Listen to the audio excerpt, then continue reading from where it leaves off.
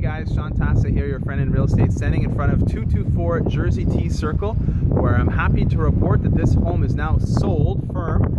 Great news for the clients. This home sold actually 4 different times and finally stuck on the 4th time. So 2 take-home lessons here. First, of course, if you're buying a home, make sure that you're pre-approved before actually submitting an offer or even going to look at properties. Okay, these other buyers who didn't get approved for the property had gone through and done home inspections, and you know, the home inspections passed with flying colors, but of course they weren't able to get financed. And second of all is the importance of pricing your home properly. Okay, because this home was priced properly, we were able to generate so much interest and so many offers. Every time a deal fell through, another offer would come out, which was great for the sellers. They knew that it was going to sell quickly.